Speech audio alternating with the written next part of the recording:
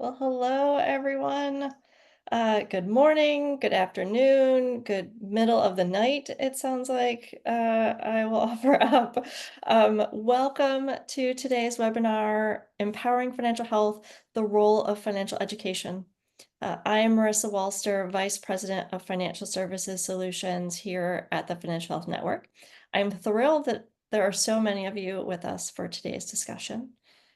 Financial education has long been considered a staple in how financial institutions support their customer and member financial health.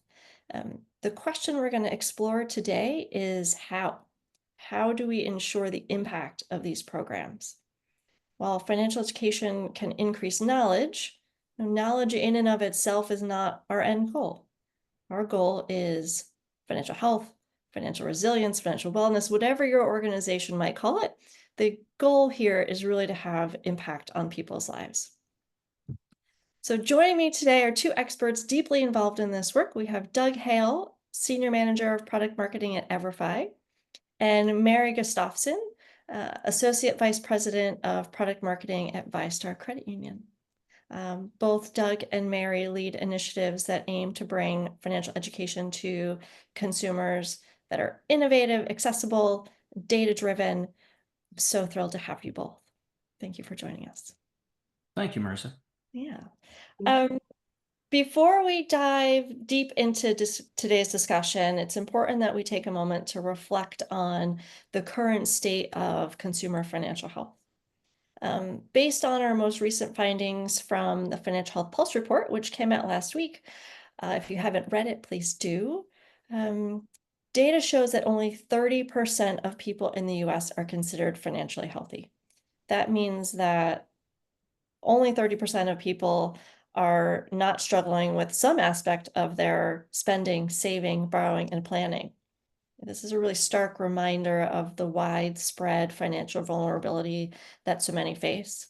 And that's 1 in 3 people who are doing well, 2 of 3 who are struggling with some aspect. So as you look around this virtual room, as you look around your workplace, as you look around your customer and member bases, these are the people that we're talking about today.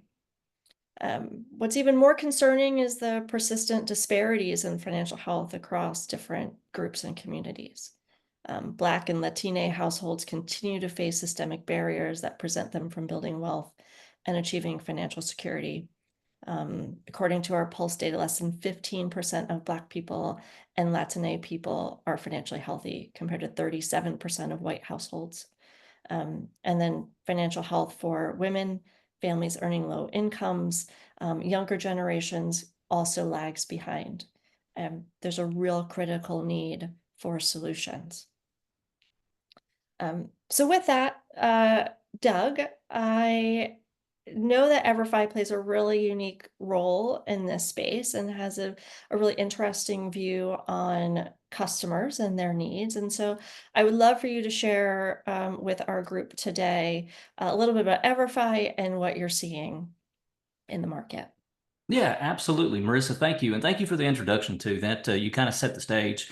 You brought up some key data points, which depending on what source you look at, they're pretty much the same across the board. And the I don't really want to use the term or word scary, but I mean, it is kind of the scary thing is it seems to almost be getting worse. But you brought up the 30%, kind of the 1/3 are financially sound. Look at it from the opposite side. 2/3 are not. 2/3 are kind of in stress. Financial stress is kind of what we call it. So, and I was going to bring up the point, and I think you made it well, is that, depending on where you are in the country or what demographic you look at, that 2/3 a lot of times is much higher. It's 3/4 or even, 4/5 or whatever. So, and you brought up that point. So we've got some data points. And these are from different sources. Again, they tell the same story, really. I'm not going to go over everything, verbatim, but 57%, 74%, 53%. What these numbers speak to, and you can read them on your screen, what they speak to is there's financial stress in our country today. Your customers, your members, they, for the most part, at least in some form or fashion, are stressed about their finances. They're stressed about their paychecks. They're stressed on how far their paycheck will actually last them. And not only that, they are in a need. They're in a point of their life. They're seeking financial guidance, and what we have come to realize is a lot of them are seeking financial guidance through their employer. Their source of income. That's who they consider as a source of education for that. So that's kind of what this first slide speaks to. If we go to the next one, it kind of gives a comparison, kind of a stark comparison to those same individuals and the difference between percentage wise, or I guess habits of those who have had some sort of financial education and those who haven't. So that first number on the bottom, spend less of their income, 53% versus 35%. That first number is, or that first percentage are individuals who have had some sort of financial education. 53% spend less of their annual income versus 35% who are not financially educated. We talk about savings and emergency savings funds. We actually have a new tool that helps individuals build and acquire that emergency savings. But 65% who are financially educated in some form or fashion have 3 months of emergency savings versus 42% who don't. And in the open retirement account, this kind of speaks to FI's customers. This is outward thinking. This is planning for the future. This is kind of your long-term commitment. 70% of people who have some form of financial education open a retirement account versus less than half, 43%. I mean, that's a huge difference. So let's go to the next slide. I know we are all familiar with the OCC and who they are. They're in the news quite a bit. They give a lot of findings and stuff. So this is something, the OCC Community Development Insights. It is fresh, somewhat new from June. And this is a direct quote from them. The OCC encourages FIs to consider how they support customers' financial health. And if you think about that a minute, it's not just about, years past, a bank or credit union, they had customers and members opening accounts, they, apply for loans. It's not just about that. There's a responsibility now that the OCC is encouraging, and again, encouraging. They've got that split into 3 different kind of categories, and that's stability, resilience, and security. So when I read something like this or see something like this actually put into print, I know that there's something coming down the pipeline. There's going to be, a best practice. There's going, when a bank gets an audit or so, there's going to be a finding or a best practice or encouragement on, well, what are you doing to encourage, to financially educate your customers? And just kind of give a brief background on me. EverFi World. So I'm kind of on the vendor side of things now with financial education. I spent 12 years on the community banking side. So I was sitting on the opposite side of the screen as many of our registration members are now. So I dealt with the OCC, I dealt with CFPB, on the auditing trail and everything else. So it's something that is gaining some steam. It's piquing some interest, and that's a question too that I think every FI needs to not only ask themselves, but really be able to understand where their continuity is and everything with that subject. Is what is our responsibility to the members and stuff that we serve, even the community, on providing some sort of financial health, financial wellness, financial education. We can't just be a transactional point. It's got to be something more than that. I think I've got another slide or two. Yes, this one kind of speaks volume. So this is data. This is actually EverFi. This is an internal survey that we send out to all of our customers. Had over 500 participants in this survey. So across the bottom, opening credit card, buying a car, retirement, buying a home. These are kind of your subjects that we typically define financial education. These are some of the hot button topics. And what this graph kind of speaks to me is that there is one topic that just barely hits over 50% of customers that feel confident about making a decision, and that's opening a credit card. Everything else is below 40. Actually, just about everything except 4 are under 30%. So, you brought up that 30% number. This is kind of using that 2/3 number. So, 2/3 of your customers and your members do not feel confident in making the majority of these financial education decisions. Yeah, super helpful, Doug. It's I mean, you speak my language when we're talking impact measurement and trying to understand outcomes. And I love the really sort of work that you all are doing in understanding what are the key needs of customers and what's the potential of financial education. Mary, love to turn it to you. VyStar, a credit union serving the Jacksonville, Florida area. A beautiful area, but one that is currently facing down a potential hurricane. So we're sending you all the best of safety and dry wishes. I would love to hear, what are you seeing within your VyStar community in terms of the key challenges, stressors, needs in your community? Thank you, Marisa. I think for us, and yes, we allocated at in Jacksonville, Florida, and we are serving Florida and Georgia now as well. And for us, it was we faced like quite a challenge this year. Most of our members are located in Jacksonville, Florida.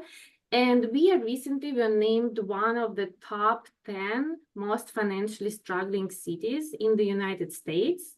And when we read that article, we were like, I think we need to do something. We have a lot of members here. We need to help them. This is our responsibility. And honestly, it is, it will benefit us if our members financially healthy, if they can, thrive financially, and, and in general, it's our community and we like to support it. So we knew right away we need to do something. And we got into this mindset of, okay, we actually do some financial, education and financial resources. But I think like any other financial institution there, or, any other really company, you do a little bit there and a little bit here, and it's not all coordinated. We had HR department who was supporting all our employees. We had community. We donate so much time and so much resources and trying to rebuild different areas. But what does it really mean? So we had to like come together and create the whole holistic program for financial fitness. We call it financial fitness because it is hard work you need to do there.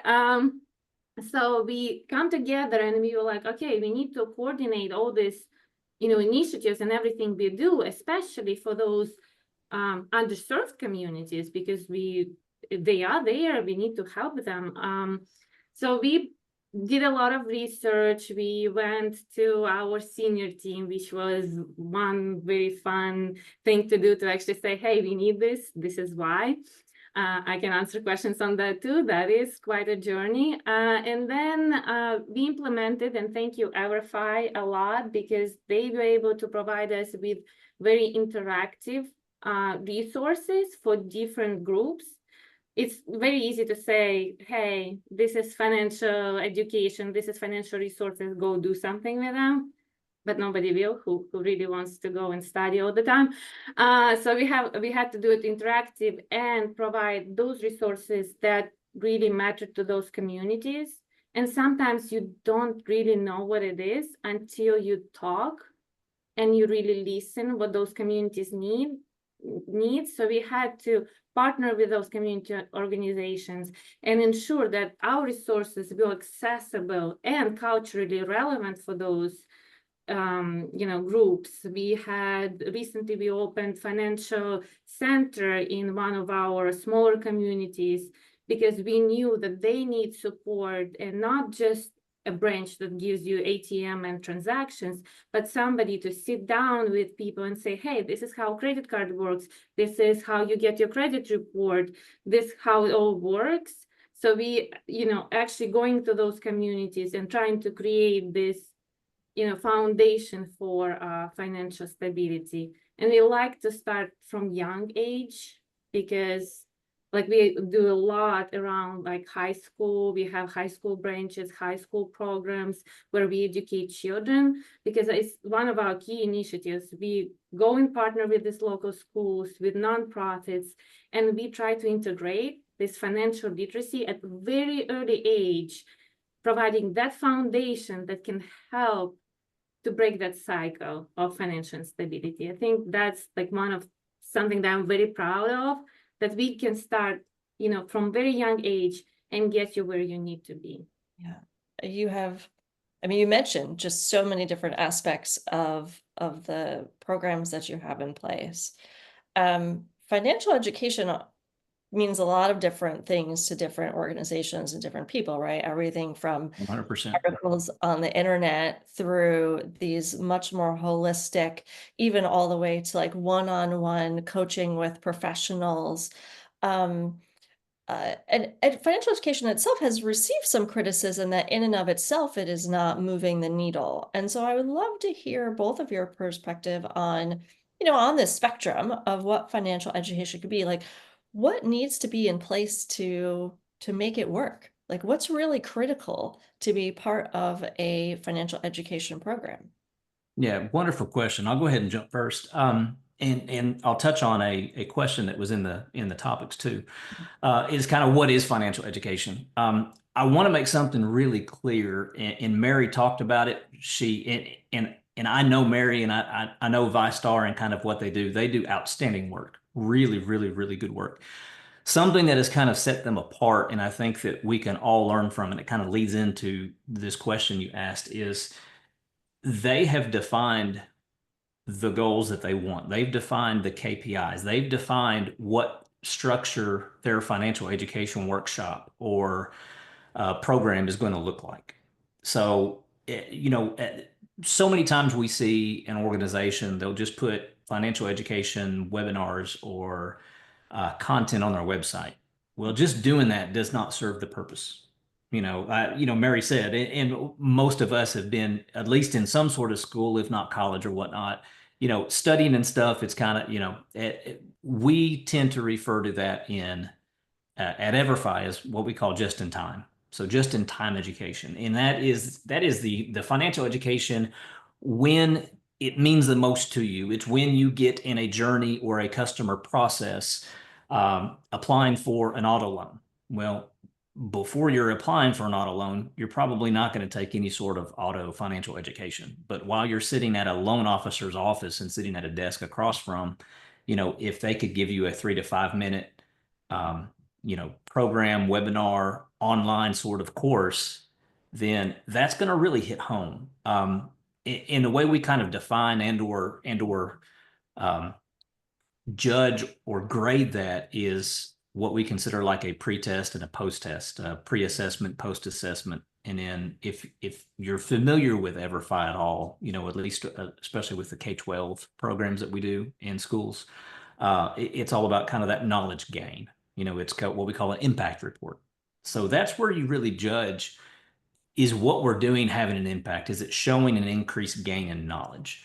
As far as financial education across the board. So with California, they are now the 26th state that is requiring financial education in terms of high school graduation. Have to have some form of personal finance credit in order to graduate. I think it's great. I think that the other 24 states need to jump on board, 26 states. So we've got just over half. Those states, and I live in one, Tennessee. We've had that mandate for, I don't know, 18 years or so, and it has made a difference. It's made a change. Unfortunately, in America today, Mary talked about starting younger, starting with that, adolescence group and stuff, when their mind is still very sponge-like and they're taking in everything. Unfortunately, the more of the norm today is that parents are not home. Both of them are working. If there's two parents at home. So any form of education, especially like a financial education today, typically comes from either friends, school, or like we showed in one of the earlier slides, the employer. You know, they look to the employer as far as a source of guidance when it comes to financial education. So, Mhm. you know, there's a lot to be said as far as where we need to go. There's still a whole lot of room and to be made, but you know, like I said, the 26 states that have kind of somewhat made that a mandate, I think, have probably got a little bit of a jump start on the others. Yeah. But that's kind of my thoughts on it. I want to double click on what you're calling just in time, right? This idea of how do you provide the information and the education and the support, like Mhm. in the moment where it's most relevant. Right. I saw a comment in our chat about like offering classes at a public library, and I think that this gets to a bit of why it can be hard to engage people.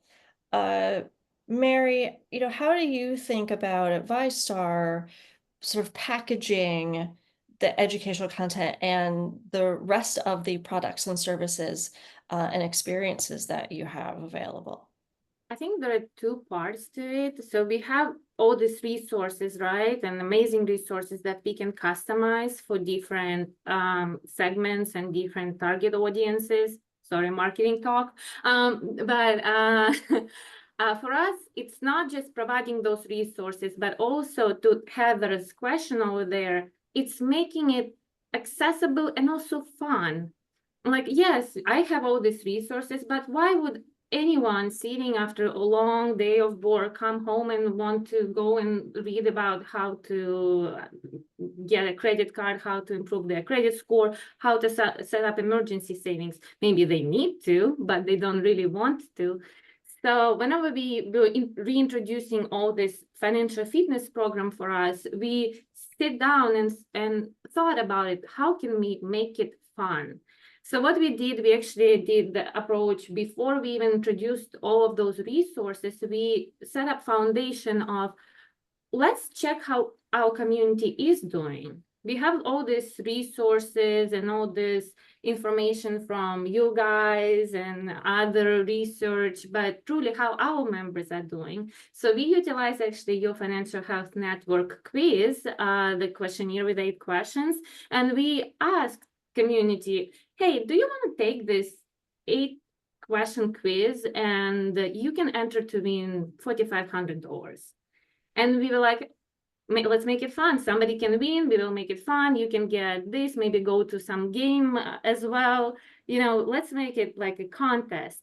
So when we did this, we saw, I think it was over 34,000 just in 2 months, over 34,000 people who just got and took the quiz just so they can enter to win and also check their financial health. That is also one of our KPIs, by the way, because we now know this is how our community is doing right now, what we can do.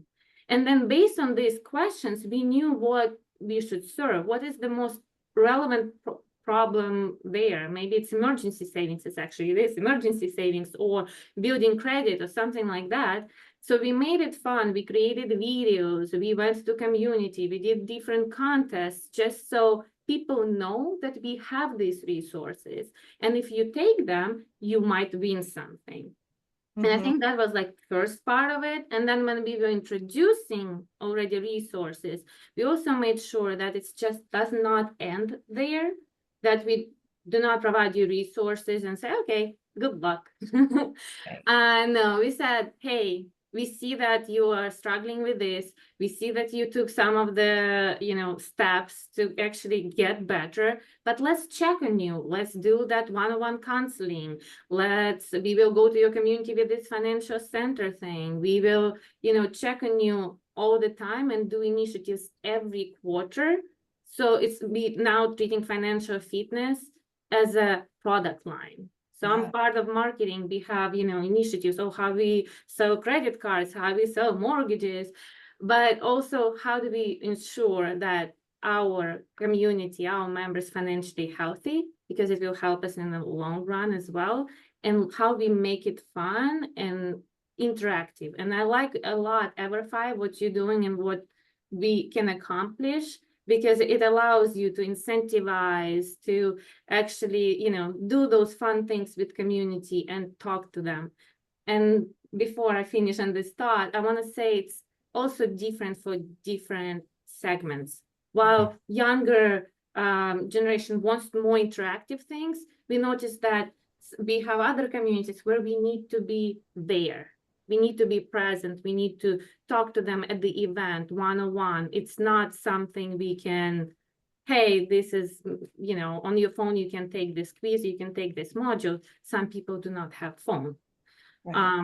So we will be very mindful of trying to make it as accessible as it can be. Yeah, so many things about what you said are really compelling. We've seen success with what we call sort of prize linking for building savings and for getting consumers to take all sorts of actions. And so I think it's a really interesting way to think about how to encourage financial education and then all the way to financial health. Another thing that you had mentioned that you were just mentioning at the end was this idea of how do you really tailor to different communities and even personalize content. And I would love to hear from both of you, how do you think about that personalization and really sort of community focus in a realm of how do you also scale, right? Oftentimes creating personal solutions or really tailored solutions to different communities is not easy. And so, how can someone really sort of take on the task of doing it in a scalable way, but also being as relevant as possible? Yeah, very good question. And I'm trying to keep track of some of the comments on the notes in the comments are wonderful. And I'm hearing a lot of questions about engagement, which kind of, somewhat goes along with what you're saying. Mary mentioned that ViStar kind of looks at their financial health, financial wellness program as a product. And I think that's really important. Again, it kind of goes to the defining what your outcome or what your goal is. Most everybody it pays for Netflix, Disney Plus, Costco, whatever, so we pay for benefits or kind of usage. So if you think of financial education, a program as somewhat of a product, like a value add to an account or a financial wellness of human resources for small business, think of it there's so many different ways to think outside the box, but you have to be multi-pronged approach with delivering the message. You can't, a little goes a long way. All the stuff that we look at, all of our products with EverFi are very data backed. We look at surveys, we look at customer feedback, we look into data.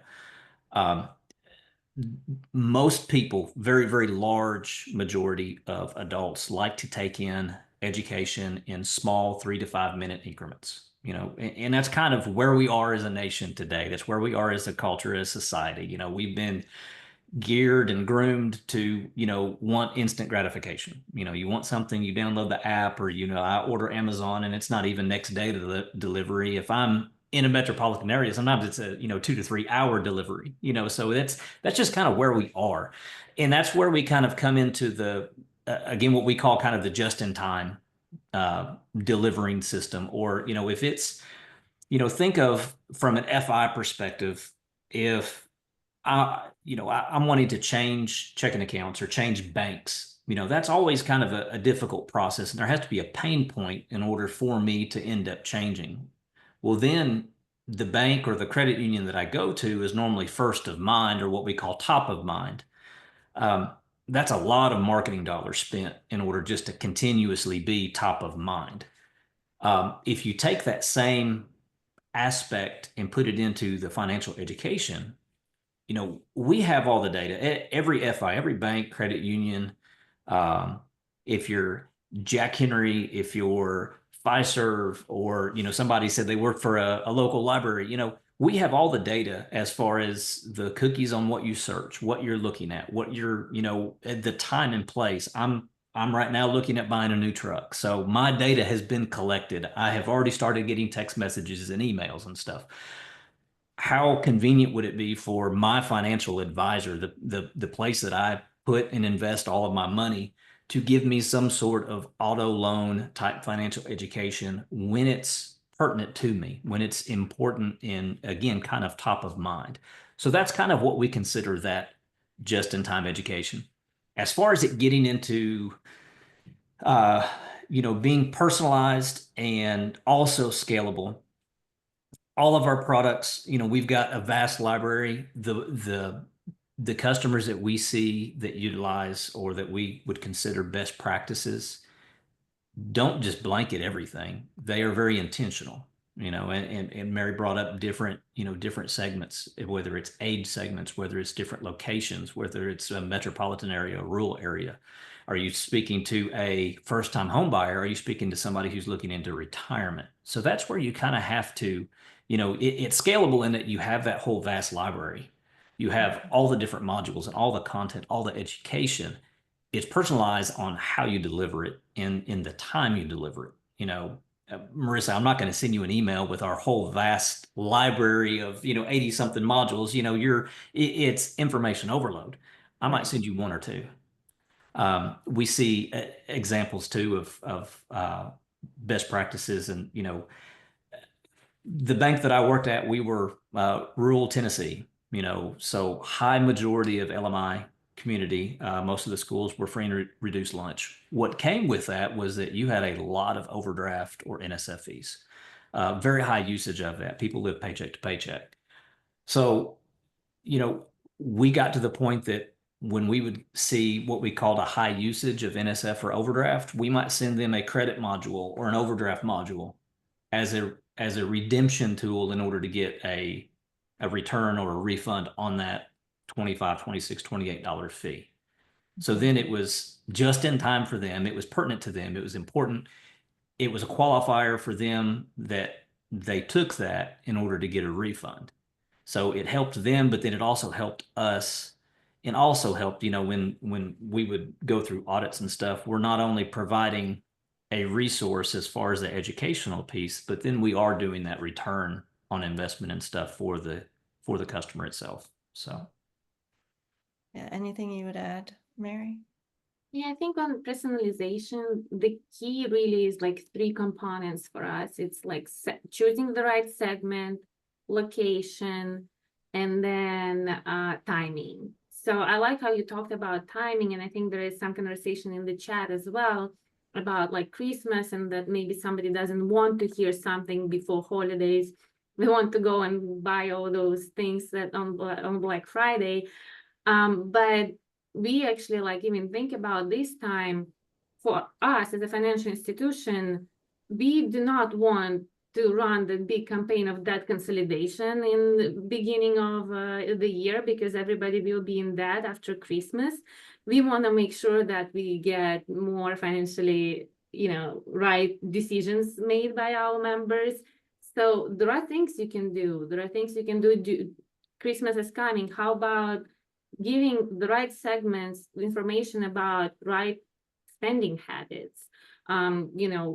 How do you make sure that you do not overspend, or you save enough before Christmas?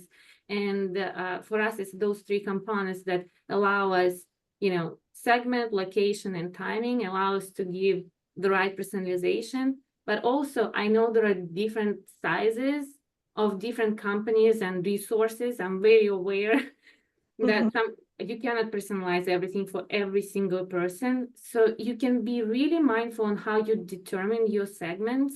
Like for us, it's a very general, I feel like. We have like military, we have working life, basically people who are working, working segment, we have youth, we have, like retirement segments as well. And they have specific needs, but it's quite general. You can just more personalize with digital tools that are extremely helpful right now. There are so many marketing tools and free tools that you can utilize to personalize and not get yourself burnt out before Christmas. Yeah. I think that's spot on. There's so many great questions in comments in the Q&A. We appreciate all of this.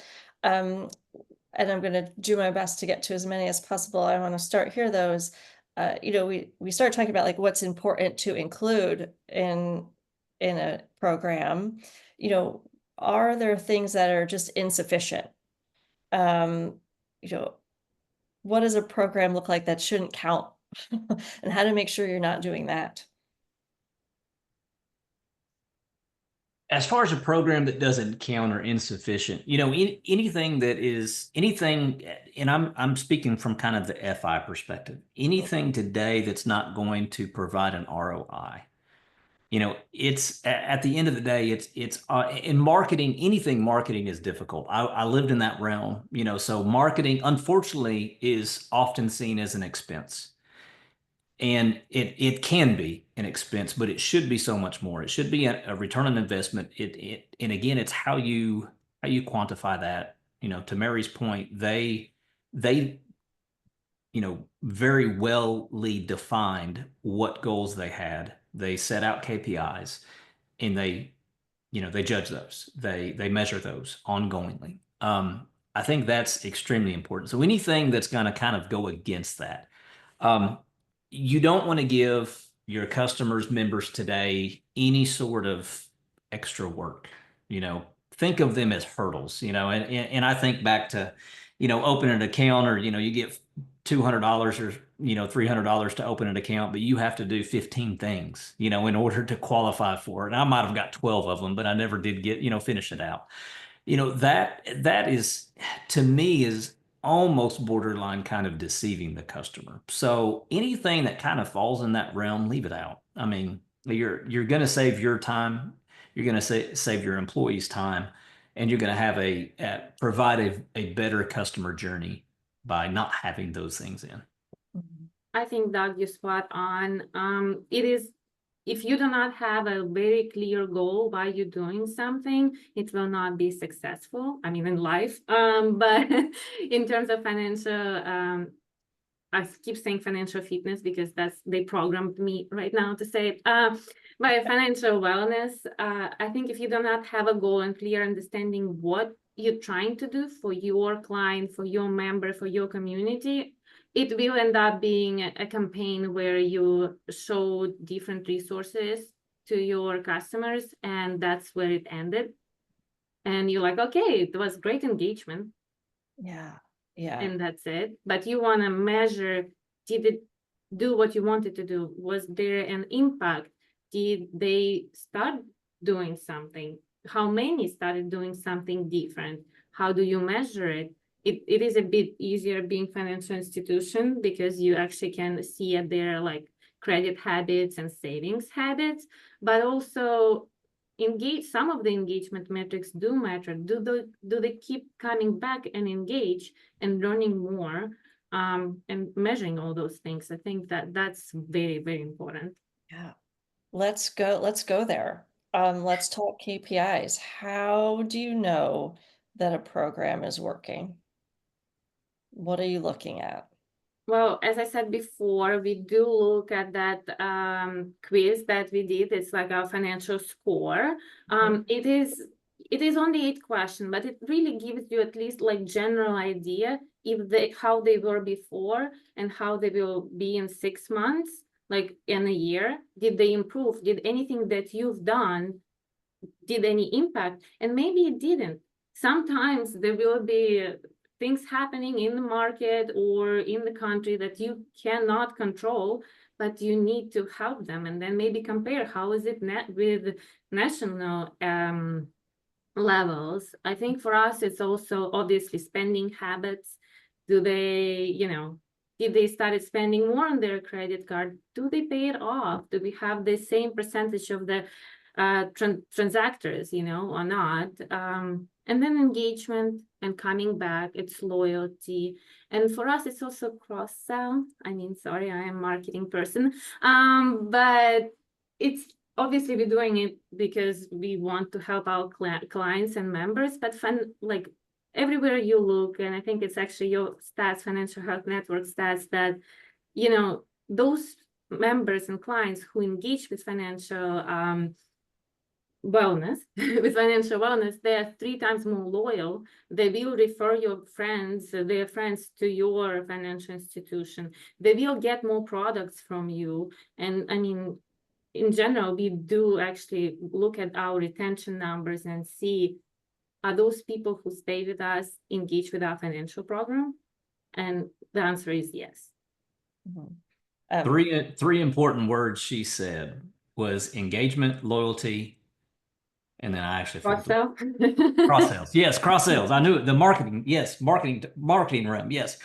And I love this question on, well, how do you measure your ROI? How do you measure your KPIs? And it all comes back to really your defined goals and your ability to track them. Sometimes in the FI world, you spend money and you know that you're not going to get a quantifiable return, but what you can get is good PR. You can get customer loyalty. You can get an engaged customer. So that goes to, when we talk about, well, how do we measure our KPIs? And it's using the financial education or some sort of educational platform, like Mary mentioned what they do. They use it as a product. It's kind of an add-on, it's a feature. We all want, we're all loyal to certain products. I'm a poster child for Apple. I like it because it's cutting edge. It just works. There's no user manual. And we all have those products and or companies that we are vastly loyal to. They may cost more. We're still loyal to them, and that's what we want our customers and our members to be. And if they're purely just transactional, that's not going to happen. So we have to step a little bit above and beyond in their customer journey, and that's providing that financial guidance. That is, I saw a question in here. Well, how do we keep from cross-selling them to where it's almost, detrimental to them? Maybe getting too far deep into credit and everything. That's kind of the responsibility of the individual loan officer or the relationship manager. That's stepping into building a better relationship and actually watching out for the customer, not just another product or another cross sale. That's internally, we used to call that, we're building ambassadors. We're building ambassadors for our product. They may not be the best, most profitable customers, but, as far as a PR perspective, absolutely they are. Those are some of the things that, your foot in the door at certain places. We look at the EverFi, our K-12 product. That's hard to quantify as far as a financial return, because you're speaking to typically anywhere from 14 to 18-year-olds. Some open an account, some don't. But you're able to get your foot into the door into a school district, a school with principals and teachers and school board members that may enable you to, at a certain time, bid for a loan, for an expansion on a school, for a payroll account, and then you look at the adult products and stuff. If you set those up in a way that, maybe it's an HR benefit for a small business and you can compete with a competitor across the street on gaining small business.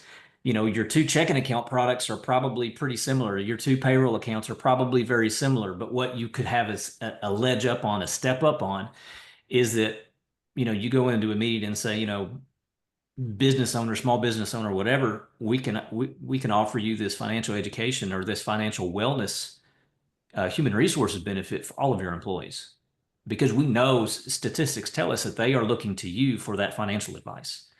That's gold. That's one of those things that, it's only as good as your tracking, but if you're able to track the opportunities, 9 times out of 10, it pays for itself. Yeah. You said a few keywords and things that I want to go deeper into. One is responsibility, which we had a question in the chat around, as financial institutions, like what is the responsibility to supporting customers and members and improving their financial health? But I also hear you talking about there being a real business case. And so I'd love to hear you both talk about, sort of this idea of responsibility and business case and need, like what's the driver of providing these types of programs and services? I think it's not even just responsibility. You don't have any other choice. At this point, it's not something somebody makes you do, because it's directly benefiting us if our members are financially healthy, especially in this market. I mean, honestly, I want deposits, okay? I want deposits in the credit union. I want my members to be financially healthy, you know, paying on their loans in time, not overwork employees who need to call on collections and, you know, so on, so on. So I don't think it's even a question of responsibility. It's like, I don't think we will survive if we don't do it. It's necessity, not responsibility at this point.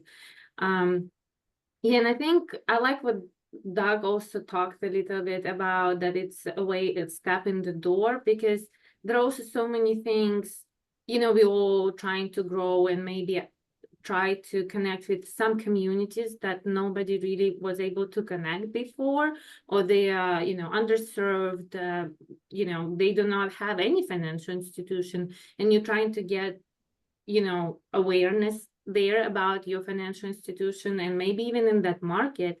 That is one of the ways, because you come in as a leader of financial wellness, you know, somebody who can help, not somebody, hey, open that checking account. We are here to help.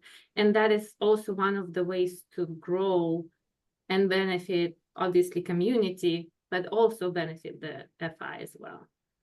Mary, you mentioned something too, that, you know, if it's a responsibility and you almost have to do it to survive.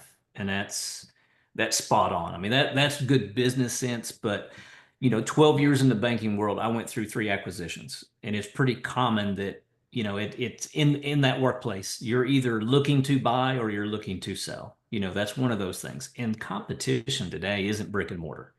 You know, that's something that over the 12 years that I was in banking, we really, there was a shift and change of the way we thought. It wasn't, you do have your brick and mortar across the street, across town, whatever, in a competing town that is a competition.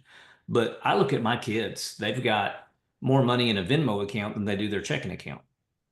They have 20, 40 bucks on a Starbucks card that isn't sitting in any bank or credit union earning interest, or, you know, giving us the ability to loan that money out. You know, it's competition is everywhere. You know, it's with Apple and Amazon and whatnot. So you have to be more than just convenience. You have to be more than just transactional. It has to be more on that customer journey. It's got to be more of an educational, of a coaching type aspect. You know, they need to look at you as a value add, not just a hurdle. You know, oh, I've got to go to the bank to do this transaction. You know, you don't have to anymore. You know, so you have to set yourself as an FI in a position that you're sought after, not looking as a hurdle, you know, to do business. Mhm. That's spot on. We had a question in the chat about how do you suggest financial institutions go about determining what KPIs to look at and to use as they go on this journey? How can they go through that process, figure out what's right for them?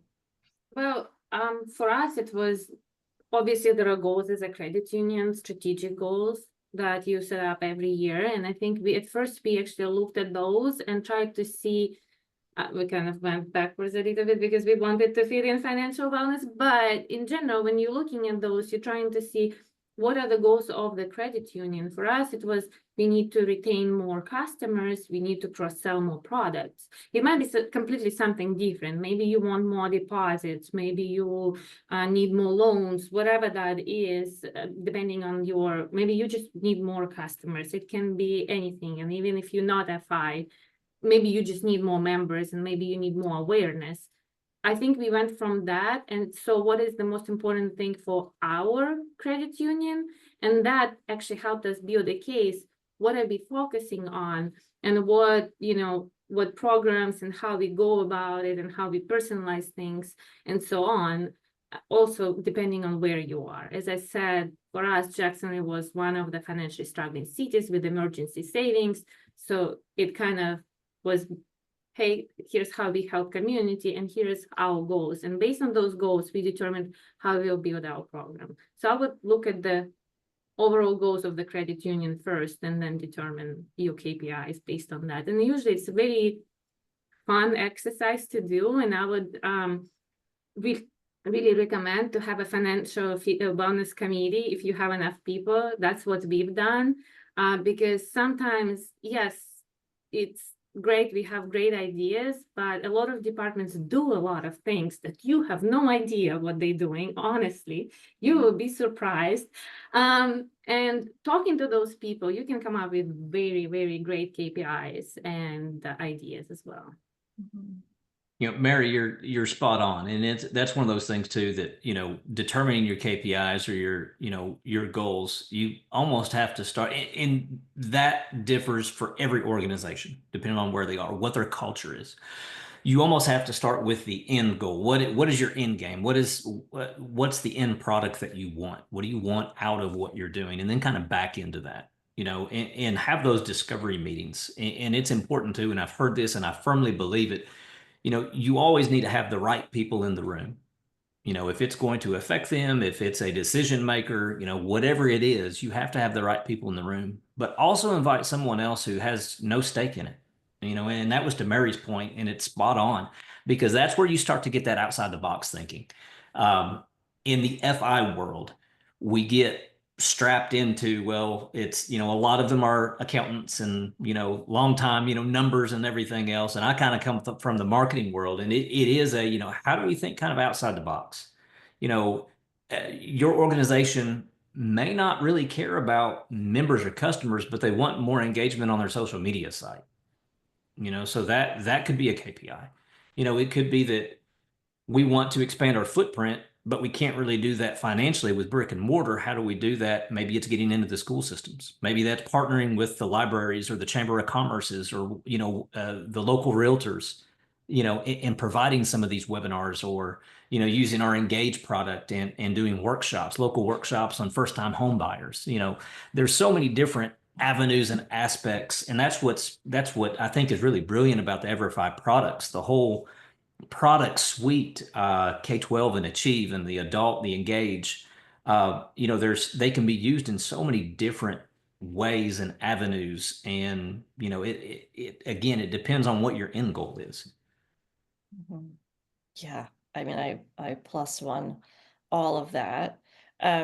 We've got a few minutes left. I want to stay on this just for another minute and ask, you know, to that end, how do you, for those who don't have these more robust programs, how can people think about creating the business case and getting engagement internally, so that they can build these robust programs within their organizations?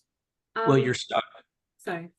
you're starting specifically listening to what we would consider a best practice guru, which would be Mary and ViStar. You know, there's others. So reach out, and everybody in the FI world normally is part of some sort of forum.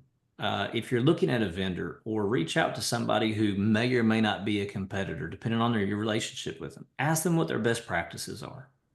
You know, sometimes the most difficult thing is to actually start. You know, so once you get a grasp, and I'm a firm believer of not reinventing the wheel. If I'm a bank in Texas and I'm talking to Mary and her team, who's a credit union in Florida, and they do something that we could implement and be successful with, absolutely we're going to do that. You know, and then keep that communication, keep that forum, that community involvement, you know, back and forth. I would say that's probably the best way to start. And it, you know, all else fails, start small. But again, it's that initial first step of actually starting a program like this. That's, you know, normally the major hurdle. Mary, what do you have? I agree. And I've been in different credit unions, and one's more than another, but you know, it's starting is the most difficult part. I think I agree with you, Doug. Ask questions, be curious, reach out for help. And it doesn't have to be huge. It doesn't have to be major financial program. It will be major even if you just choose one focus, one thing, that one problem that you're trying to solve. I guarantee you, when you put the right people in the room, you, even if you one person there, ask other departments, other people, just maybe you have a friend in contact center. I mean, just put the right people in the room, and I guarantee you, you're already doing something right. You just need to direct it in the right direction, you know, get it engaged. I guarantee you, you're already probably doing everything you should. You just need to amplify it. Amazing.